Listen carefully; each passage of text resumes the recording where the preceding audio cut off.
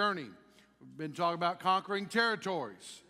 Listen, if you give out with this, I believe if you would really get into this, you would learn something extremely important in your life. We've been talking about the territories and how to do and how to be and how to become all the things in our own mind and our own life that God promised we could have. How many of you in this room, God's ever given you a dream or a vision or a hope or a future or an idea? Listen, every time you've ever had one of those in your life, whatever you've done to facilitate that idea, there was always and there always will be resistance that faces you. There's always going to be an opposition against you. If you play a sport, you don't play the sport by yourself. The only sport that you play by yourself is golf. And then your opponent is the actual green, the actual course, if you would, because it presents all kind of hazards and difficulties. If you play a different sport, you have an opponent that you're playing against. They don't want you to win, they want to win. How many of y'all are winners in this room? You like to win? Listen to me. If you invite me to play any sport or do anything, even if we're playing cards, I'm going to win. I may not always win, but I have faith to believe that I'm going to win. And when I don't win, it's a lack of faith is the problem. Because if I'd had more faith, I'd have won. Well, that's the way I believe it. I'm not as good at some things, but I understand this. When we have this idea and we can conceptualize our future, the enemy is after you and he's trying to resist you at every move. He doesn't want you to win. He doesn't want you to get an answer. He doesn't want you to go forward. He doesn't want anything to happen good in your life at all. Now, in the book of Daniel, the 10th chapter, I don't know if this is written down, but Daniel prayed. How many of y'all prayed? All right, well, Daniel prayed, and when he prayed for the Lord to intervene, it was 21 days later. Everybody say 21. So 21 days later, the angel got to him and said, "The Lord heard your prayer the instant you prayed, but I've been fighting with the prince and the power of the air to get you this answer." So for 21 days, he had to go through the process of getting what he needed and getting the answer he wanted. And it was very difficult for him to maybe even understand, why is God taking so long? Anybody ever felt that way? You ever felt like, man, I wish God would touch my life. I wish God would help me in this regard. I wish this could happen. 21 days he there prayed every day, but there was an answer on the way from the first day, because when the angel got there, that's what he told him. It's called resistance. Resistance is something. Resistance is any opposition that comes against you to advance or to do anything you want to do. You ever had an idea and you told a friend, "Hey, this is my idea," and they laughed at you? What a stupid idea. That's resistance. You ever prayed and you didn't get an answer? The resistance was yourself. Because you kept thinking, God ain't answered me. He already answered. Yes, no, or wait. Right? And so resistance is anything that comes in opposition to your advancement. If there's a war, the resistance is the other enemy. If there's a battle, if there's circumstances, if there's whatever it may be, there's always. How many of you have ever worked out when you took off running and you thought, my son asked me, well, just the other day, we saw some people running. My wife said, "Boy, that dad's trying to keep up with his son." I said, "Yeah, I remember when I tried that."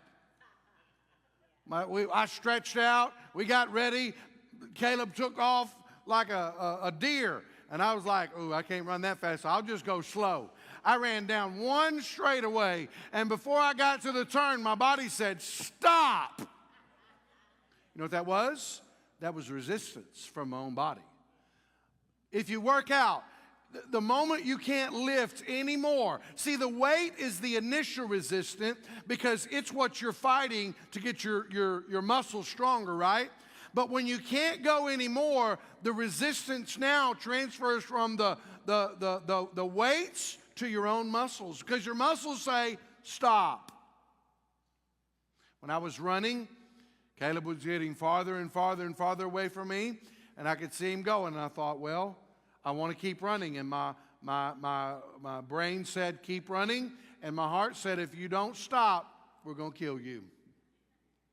We're going to take you out.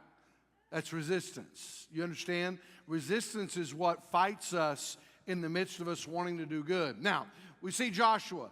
We've been on this a long time. If this interests you, you ought to go back and rewatch some of these because Joshua, he was the leader. They got to Jericho. They crossed over in a new way. Their first place that they had to conquer in the new territory because God had given them the land. They already knew it. They just had to go and possess it, right? See, God's given you a future, but it's up to you to possess your life. It's your responsibility to make your path straight.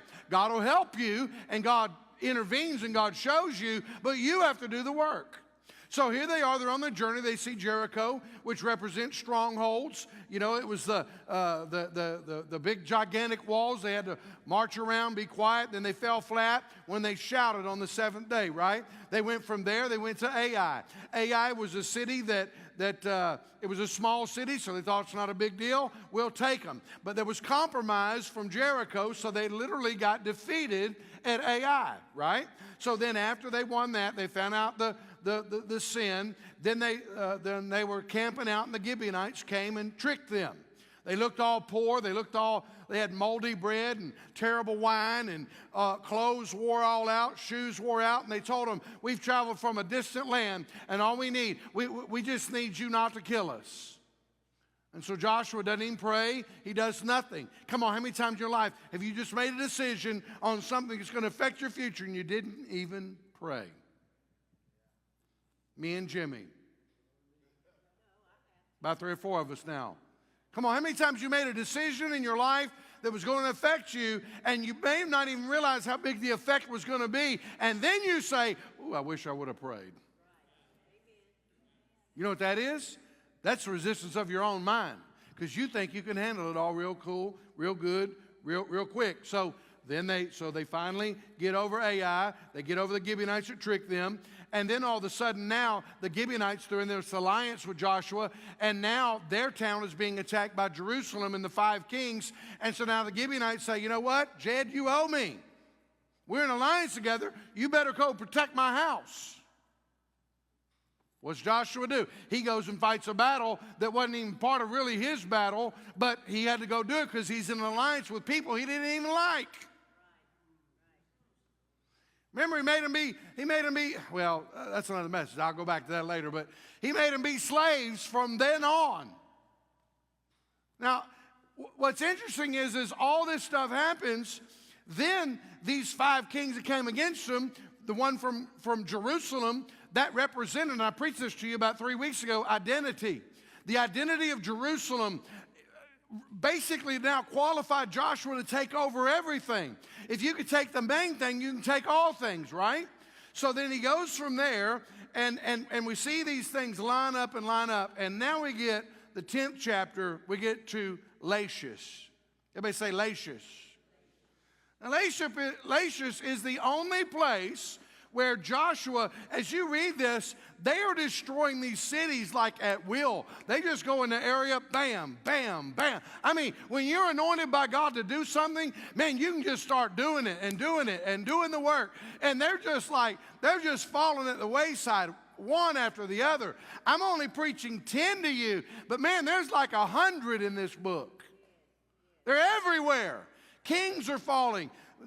Cities are falling. They're getting all the riches, all the spoils, all because God said, go do this. I wonder in your life if some of you in this room, or maybe even watching this online, I wonder if there's some things in your heart and your spirit you knew you were supposed to do with your life and you still hadn't done them. Sobering question. You know there's things you should do, but yet you put them off. You know what it is? It's resistance. It's too hard sometimes to start, and it's really way too hard to finish. That's where Joshua is now. Joshua now, as he is moving through this, he's finding different opportunities and different things, and he's really struggling. And so, church, I want you to see this. Look at verse 31. Then Joshua passed through Libnah, and all of Israel was with him unto Lachish. And they encamped there against it, and they fought against it. And the Lord delivered Lachish into their hands. And so what I really want you to look at here is in the end of verse 32, look what it says, the last part of that. And they smote it, which took it into the second day. Everybody say the second day. I challenge you to read this. Now, there's other things that took some time for Joshua to complete. But this city inexplicably shows 2 days for this fight. Now, here's one thing that's very interesting as I studied about Lachish. So, it is the main city where the plains develop into the mountains right before you're on your way to Jerusalem, which is the capital city. And so it's a very important structural basis because it's the way to go if you're going to go from the trade routes, you're going to go from the sea, you're going to go from where all the goods and services are coming from. This is one of the main cities. Now, this city is kind of like our lives. The enemy wants to set up resistance right where the good stuff comes from. Y'all get that? Right in a place where you could be affluential, you could be dedicated, you could be spiritual, you could be doing these things, but there's always this resistance. So this city represented resistance for Joshua to move forward. Now this city not only had strong walls, it had an outer wall, an inner wall, and then an inner sanctum area for them to accomplish. So there was it was like fighting 3 cities at the same time. It's kind of like our mind, our soul, and our will. Do you realize as you sit here, your mind is thinking about what I'm saying, right? Your mind is processing it. Your soul is saying, well, I don't know if I can understand. This is pretty deep. And then your will, if you get this message, your mind will tell your soul, and your soul will tell your mind, you can do this or you can't do this. But ultimately, your will take over because your mind has been changed in whatever fashion it is. So this city was the same way. They had to take over all 3 facets. I submit this to you here very quickly. Some things will not move in your life without God. Go to that slide for me. Some things will never move without God because resistance is the opposition to your change of your direction, your movement, your spirituality, whatever it is. Lachish is the thing in your life that just won't move. And a lot of the times, it's you. It's me. We've built up a resistance because we don't like a person. They rubbed us wrong one time. Maybe they didn't even know they rubbed you wrong, but you've developed an opposition against them. You got an offense against them. You're mad at them. You know what you're doing? You're letting that resistance in your own mind control the future of a relationship with that person or that church or that job or that life or those people or your sickness, whatever it is. I'm telling you, you got to make up your mind because resistance doesn't just move on its own. You got to have God's help to overcome it. See, it's like a 2-year-old. Y'all ever been around 2-year-olds? Boy, they make up their mind. It don't matter what you say. It don't matter how you do it. It's going to be wrong because it's not their will. If you don't have a 2-year-old, you'll figure this out one day. If you've never been around kids a lot, you'll figure this out one day. Resistance is that little inner quality that literally is against everything you say. See, resistance represents some sort of opposition. And so this city was the opposition for them. You know, they've been going from battle to battle to battle, and they're winning. They're winning at, every turn. And I want to tell you this today. Whatever you're facing that is hard in your life, don't quit. Don't stop. Keep moving forward. You know what? There may be advances and setbacks all the time. But if you quit, you're never going to get to the real advance where God's prepared you for. And the second thing I want to say in this, if you're just involved in it and you have all these ideas of how whatever you're involved with should be better or you could make it better, maybe you can, but maybe you're not. And if you're not careful, you personally will become resistance to whatever you're looking at. Hello? So I got some points I want to share with you, but I want to tell you this. Your breakthrough is determined by how long you prolong the resistance or you put up with the resistance in your own life. That's how long it's going to take you to get to real breakthrough. So how do you do it? Well, I want to show you from this story, and there's not a lot in this story, but the main thing it tells us is this is the place where it took Joshua more time. Time is the greatest thing you possess. It's not your money, it's not your car, it's not your house, it's not anything. Your time is relegated for whatever season you have. And when it's over, you can't stretch it any further. Time. We only have 24 hours in each day, 365 days a year. That's all we got. If you don't take care of your time wisely, your time will be gone. So what do we do? So what if we have resistance? Look at number one. Resistance is not rejection.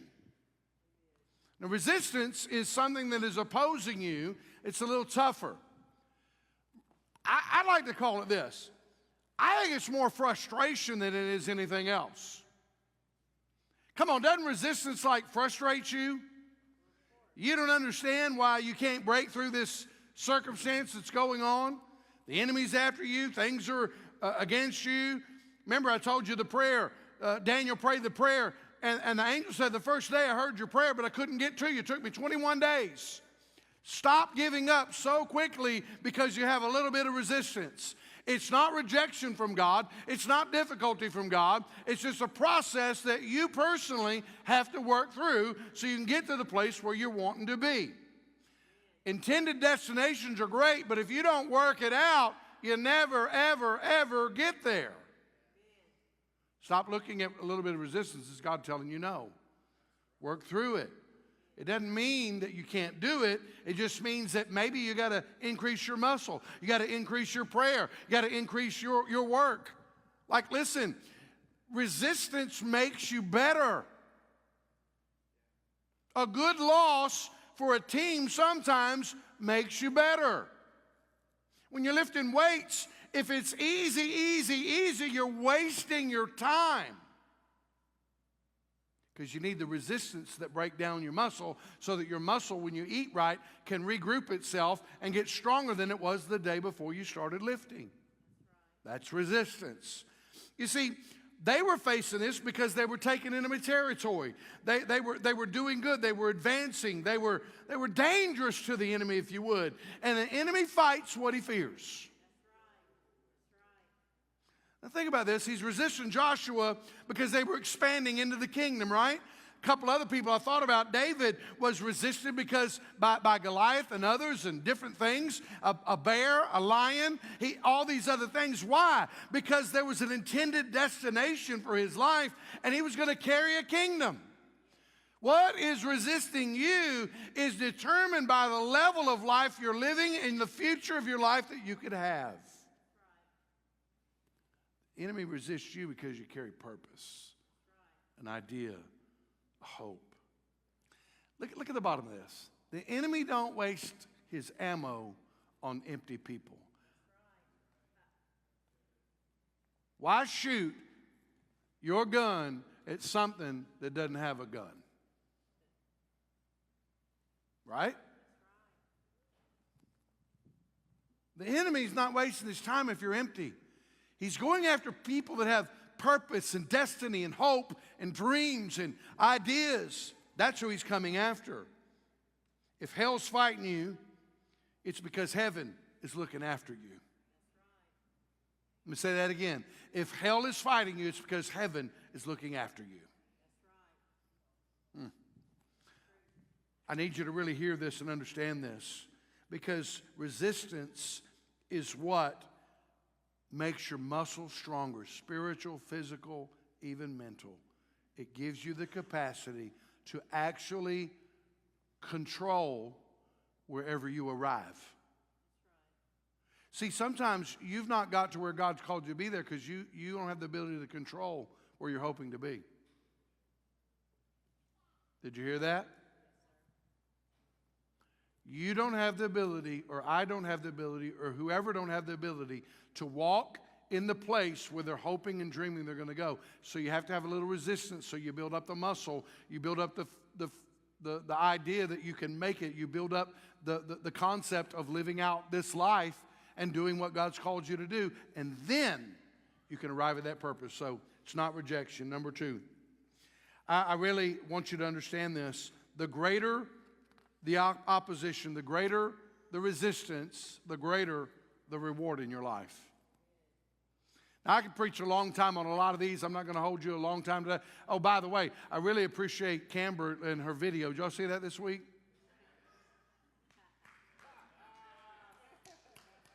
Yeah, that was funny. I liked it. It's actually true, probably. I probably preach too long sometimes. I'll do better in the future. When you're 75, I'll do better. Come in as a baby and walk out as a mama. What is that about? The greater the resistance, if you don't know what that is, just go to the New Life page, you'll see it. The greater the resistance, the greater the reward that's coming. Now remember, I told you this was a very strategic place. It was in the lowlands, the major trade route of the entire region. And so if they didn't take this city, they could retool, they could come after him again, they could just bypass them, but then they'd be on their backside. Please hear this point. You need to learn to face some things up front. Quit waiting on them to bite you in the back and get you down the road instead of where you're prepared for. So this city was there, and he had to take it. Now the city was strong. The city was great. It was massive. They were resistance. They were a dilemma for Joshua and his people. Same thing. David was there. He was heading toward a throne, right? Goliath. Others. Even the king himself. A resistance off of the word that David had that he was going to go forward and he was going to be king. David had opportunity to kill the king, but he would not kill the king until God made this happen instead of him. He still honored the kingship even though he had been anointed to be the next king. What about Joseph? Joseph had a word that everybody was going to lay down before him, but he was sold as a slave. He was lied on, went to prison, all these things going on. But there was a palace waiting for him. But there was a lot of resistance. Resistance to what? Maybe just to you. You ever felt like, now don't raise your hand to this, but you ever felt like in your life, like, everybody's just against me. Nobody loves me. Nobody cares for me. I could just die and nobody would know it. It's not true. You may feel that way, but it's not true. Moses faced Pharaoh because there was a nation waiting to be let loose, to be let go. Listen, it's like this. I told this example this morning. I was looking at the doors and I thought about it when I was in prayer with all of our team. Oh, rusty gate. You ever try to open a rusty gate that's just been sitting there for a long, long, long time? If you hadn't, I have. Rust is on the hinges. It won't move good. You're looking at it. You know it's a gate, right? You know it has been opened at some point or it wouldn't be a gate there. But it's not been open for years and years and years. So when you go to the gate and you try to push it, the rust is holding the hinge, which is the resistant to bring the gate open, right? The longer you work with it, maybe you need some WD-40, maybe you need a hammer to knock some of that rust off. Whatever it takes, eventually, if you are persistent, you will open that gate.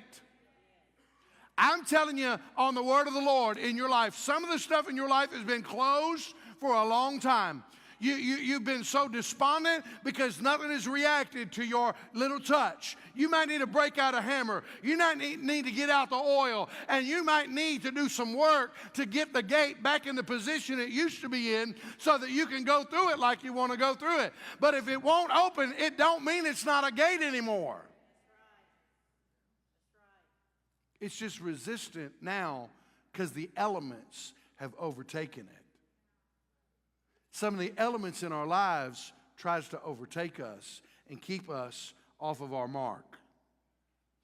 Ladies in this room, as a man, I got the hint. I am not allowed to come to the meeting, even though I'm the dude that can open the door. Yeah, thank you too. You're good. I'm glad I'm not a lady. I'm just tell you right now. I cannot imagine the resistance in your body when this humanoid is coming out.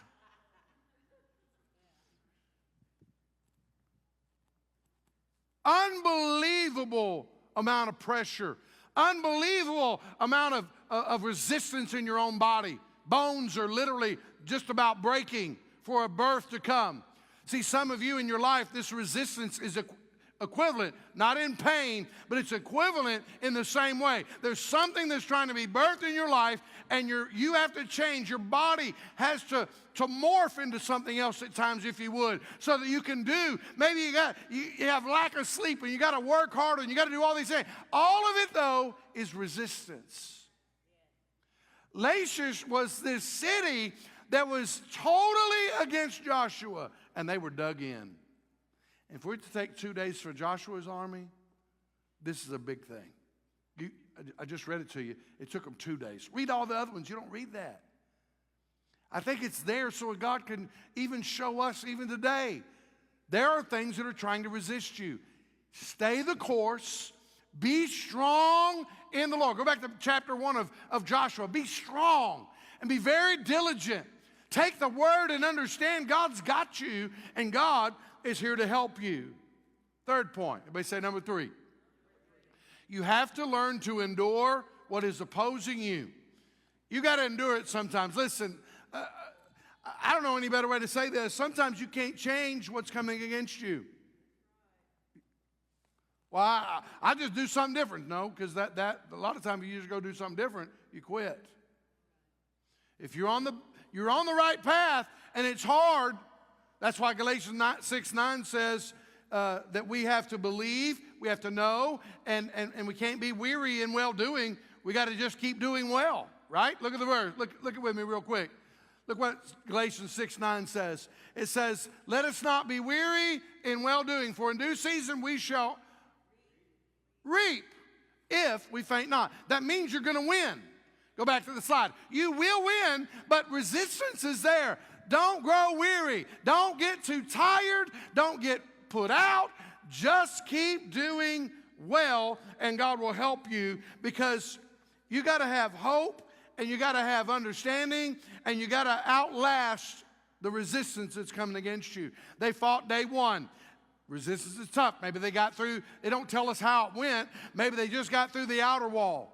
And maybe they're working on the second wall, and maybe they hadn't made it in. It don't even tell us where they camped. Maybe they camped inside the wall so that they didn't lose, they didn't retreat. Maybe they had to endure this process for 2 solid days. Well, Pastor, I've been fighting the same thing for 20 years. Well, what if you were going to win in 21? But you quit in the 20th year. You wasted 20 years fighting the resistance that you gave up on that didn't change nothing. Remember, trust in the Lord with all your heart. Lean not to your own understanding. In all your ways acknowledge Him, and He'll direct your paths. 2 S's. He will help you. Think about this. If we can endure the opposition, I wrote down a couple here for you. How about Noah when he built the boat? You remember when Noah, get the picture. He goes into town. Hey, people, y'all need to get your heart right with God, because it's going to come a big flood, and you're all going to drown to death, and you're going to die. But hey, be of good cheer. I'm building a boat, and you get on it with me. That went over real well. It's kind of like what happens when you invite some people to go to church. Hey, you ought to come go to church with me. Man, the Lord's moving and touching, and great things are happening. They look at you like you are crazier than they are. Why? Because it's hard for us to see the end result before anything ever actually happens. But don't you think when it started to rain, they go, wow, what is this? This is good rain. Wow. It's been a drought so long, we don't know nothing about this. Wow. All their water was coming from the hills and from way off. What do you think they felt like when it got like ankle deep? They're like, whoa, man, that's a lot of water. When they got knee deep, they probably started remembering, y'all remember that crazy guy? Oh, Lord, we got a problem, right? You see, so many times in our lives, when the opposition and the resistance comes against us, it is so hard to endure that. Do y'all like ridicule? Anybody like ridicule? Nobody likes ridicule. Moses carried his staff. David had his sling. I mean, I use these three guys over and over again because in every one of their lives, there was a resistance at a different level. You have to learn, look at the last thing here. You have to last longer than the resistance can hold out. I'll say it again. You have to last longer than the resistance can hold out. That means you don't stop, you don't quit, you don't regroup, you don't go somewhere else. You keep on fighting even when the resistance is extremely hard. If you can hold out till the resistance breaks, breakthrough is there for you. But if you quit, you're going to lose Lachish. And you lose the place where the enemy retools and comes at you over and over and over again. Number 4. Man, I'm blowing through. It's only 11:10 today. That baby coming out as a young teenager today, girl.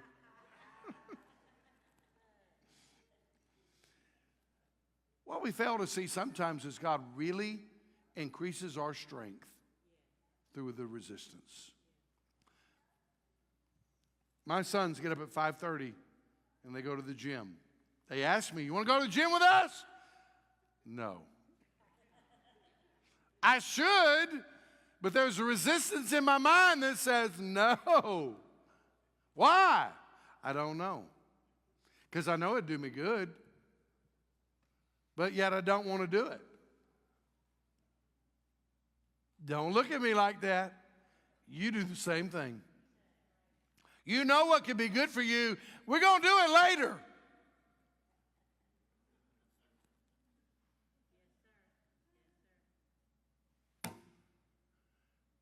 Yes, sir. 30 years later, we're going to do it later.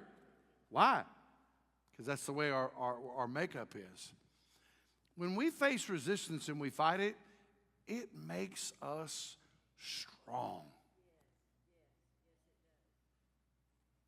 Oh, you don't believe me? Oh, I'll give you some scripture. James 1, verse 3. Knowing this, that the trying of our faith works patience. Look at verse 4. But let patience have her perfect work, that you may be perfect and entire, wanting nothing.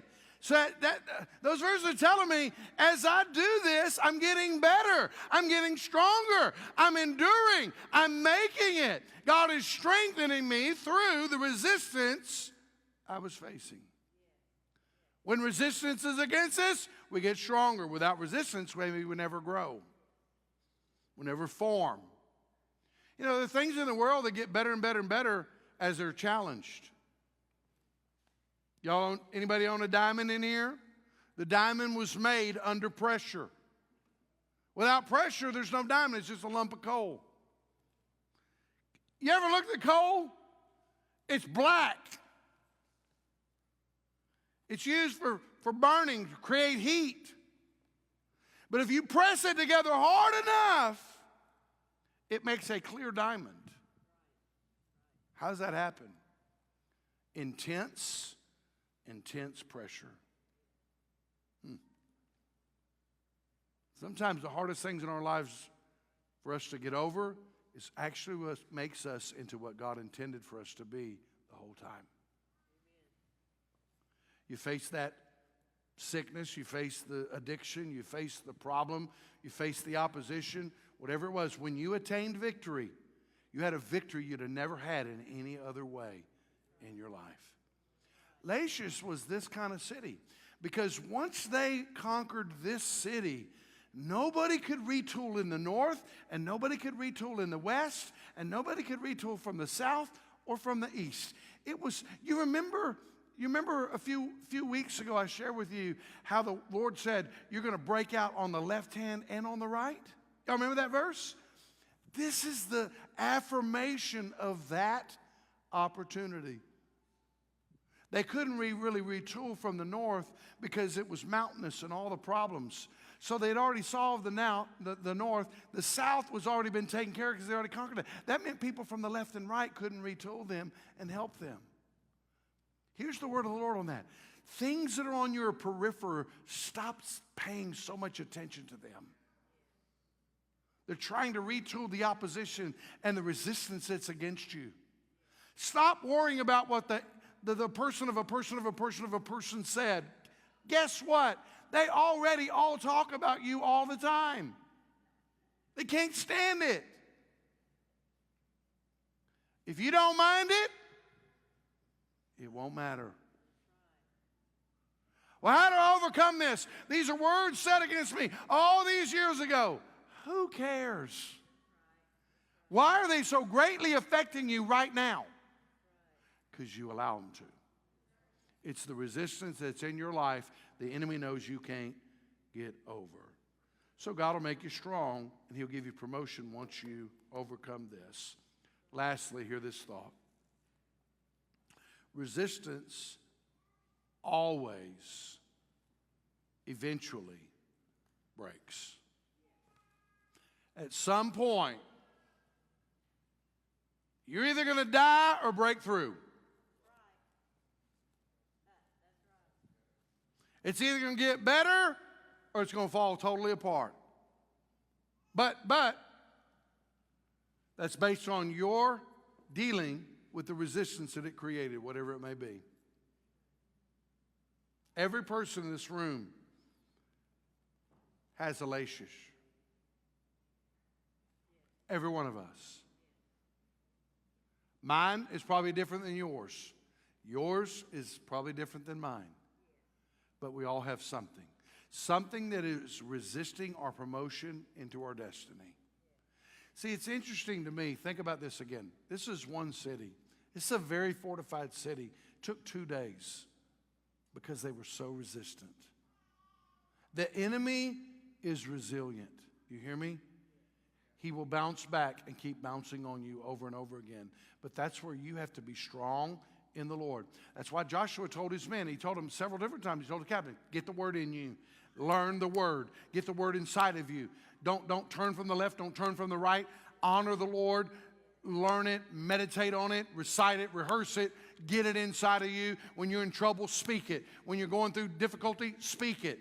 But the problem for some of us is we can't overcome resistance because we don't even know the word at all. And we keep going. Remember, our mind, our will, and our emotion. And we're desperately searching for what feels good to us. All right? Every resistance will break. But you have to stay persistent.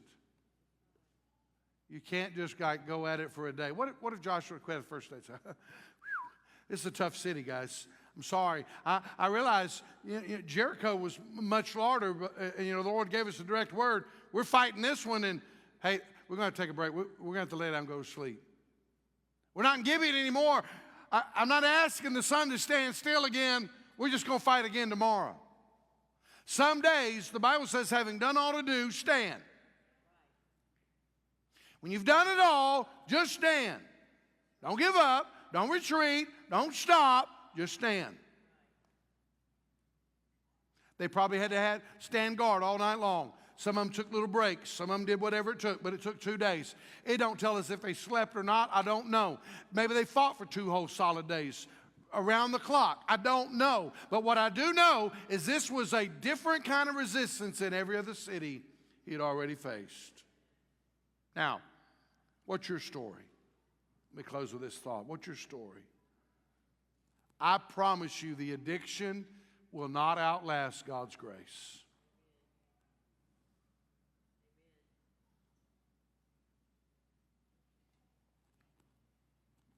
Everybody gave up on you, didn't they?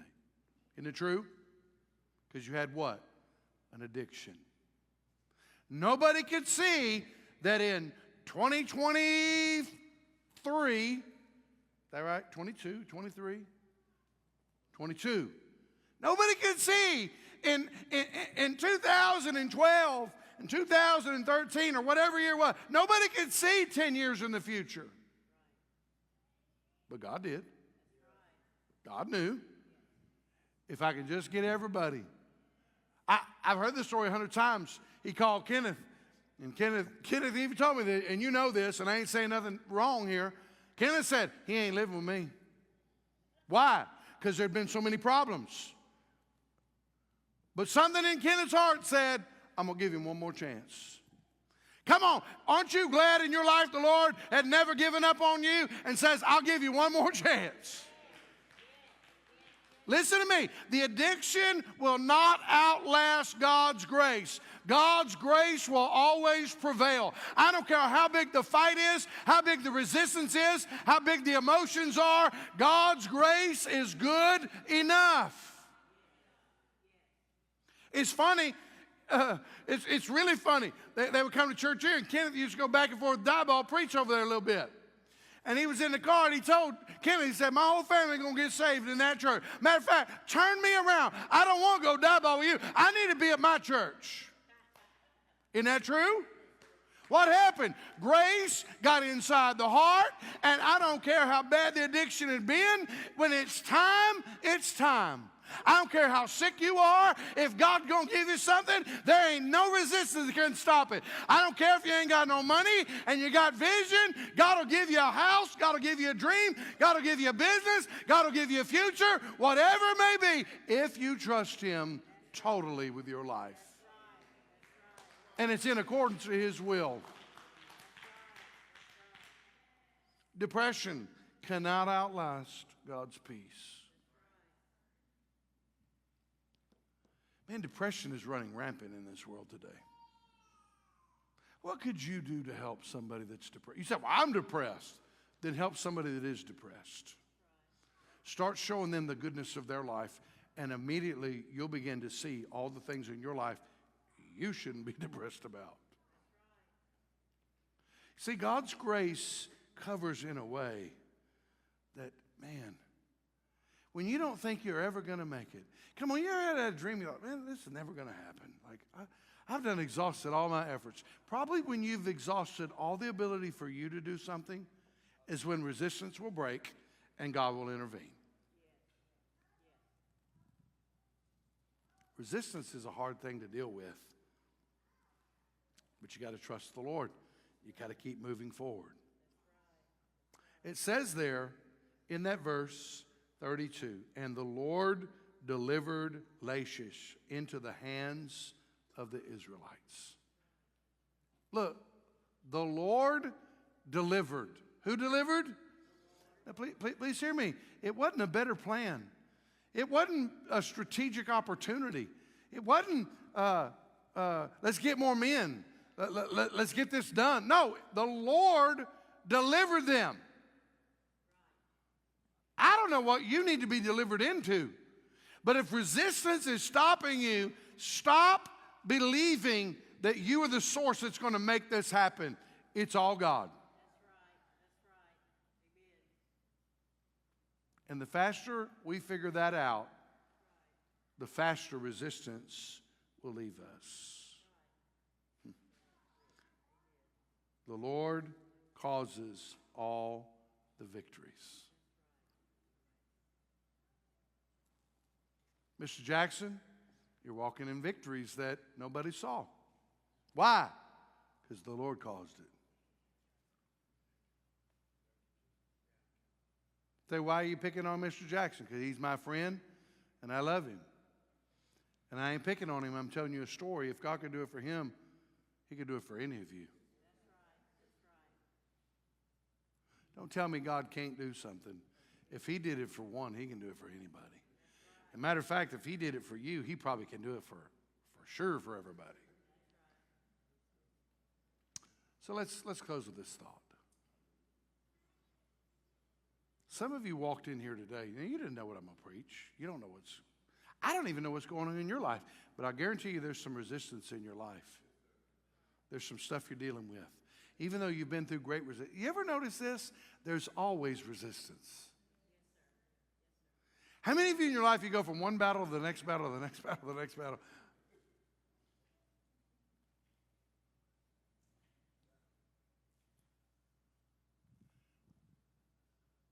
What's been resisting you in your life?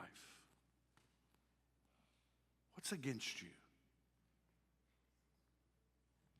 See, what resists you will become your greatest testimony in life for you.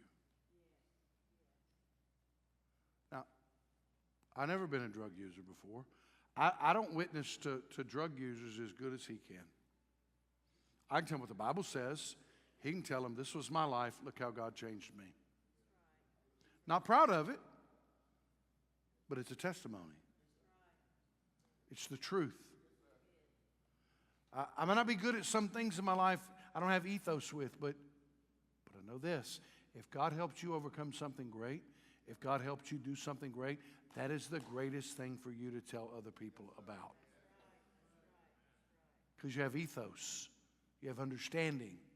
It's what you've accomplished. You didn't just try it. You prevailed. You made it. You see, you can't quit. You can't retreat. You can't surrender. You can't go home.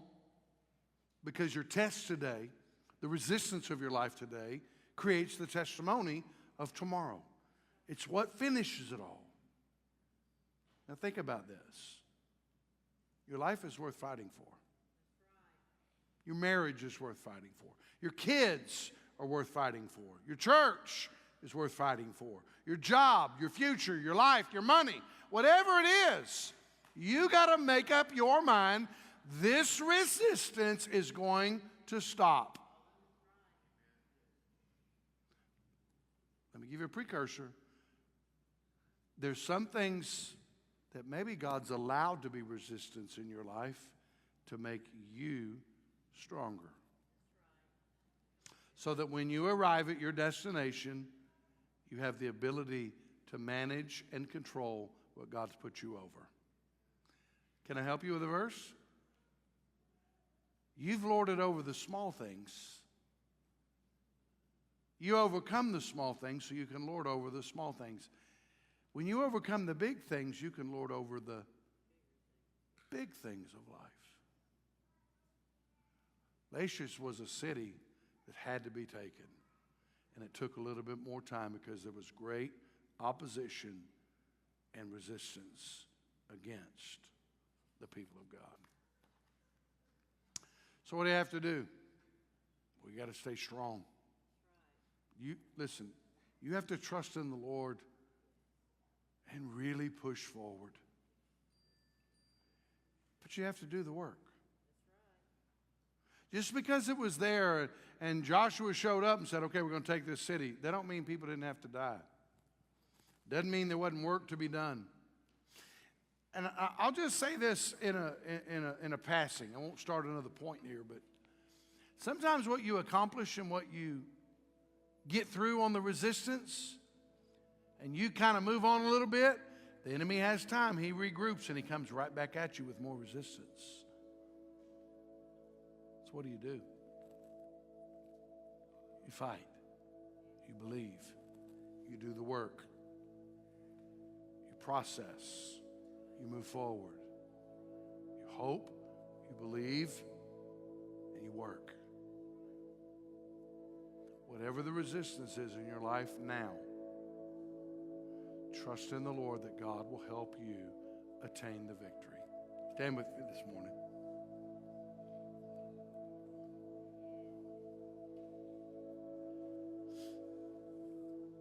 Whatever you're facing, God's greater. Whatever the difficulty, God can manage it. But you have to trust Him. Do you trust Him? Bow your heads with me. Lachish represented this idea of a little bit harder, a little bit tougher. We viewed things in our lives that we thought were too tough for God to manage, so we tried to manage them ourselves. In our marriages, our money, our jobs, our kids, whatever it is, resistance is all around us. So how do we overcome it? Or we got to get some word in us. We got to do the work. We got to pray. We got to believe. And we have to keep on keeping on. Keep moving forward. Eventually, in due season, we will reap what we've sown if we don't quit. Father, help us. Come on, bow your heads with me. Lord, help us not to quit. Lord, you heard our prayer the moment we've ever prayed it, and the enemy is always fighting it. So I'm asking you, God, this morning, come on, if you got some resistance you need the Lord to touch, lift your hands in here this morning. I'll pray for you. Lord, break through whatever is holding back the answer and the direction that you've asked us to go and what you've asked us to accomplish. Lord, help us to achieve, to outlast the resistance, to overcome the enemy. Help us, God, today. Lord, all over this room, hands are lifted. I'm asking you, God, to perform the miraculous, but not before we are ready to accomplish it.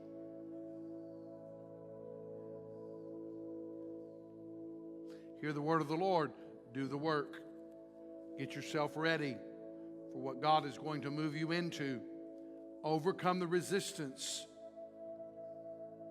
When you overcome it, you have to be ready to manage it. So build the strength now. Conceptualize your future. See it, dream it, live it, do it. But realize opposition is from the enemy, and he does not want you to attain God's favor, dream, or opportunity of your future. Fight hard and believe God, and resistance will die. Visualize that in your mind just for a second. It's 11:30. Whatever's resisting you, ask God to help you overcome it in Jesus' name. I'll guarantee you, when they brought him reports and said, Joshua, this is hard, he said, keep fighting. They went an hour. They annihilated some of these places so fast, it was just like that. After 4 or 5 or 6 hours, they probably brought him another report. Joshua, this is hard. Don't quit. Don't stop. The resistance will run out. Just keep moving forward. Say this out loud. God, give me the strength to face the resistance that's happening in my life. If I have sin, forgive me. But Lord, anoint my future with me being able to overcome the resistance in my life that is there. In Jesus' name. If you fight hard, you can win. Say, oh, no, no, no, no. You don't know how hard this is. You don't know how big my God is. You ain't figured it out yet. Well, I'm not happy. Okay. A lot of people ain't happy. Keep fighting. Happiness will come. Resistance is not going to ever make you happy. It's going to frustrate you. It's going to be hard. But trust in the Lord, and God will direct your paths. I love you. You're going to have a great day today? Come on, give the Lord one great big hand of praise, would you? Come on, clap like you believe the word of the Lord. I love you. Have a great day. Walk out that resistance. Walk out the frustration. Be blessed.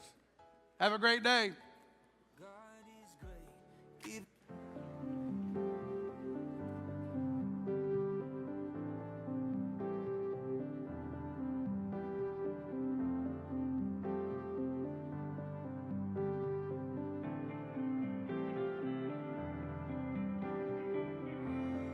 Tasted the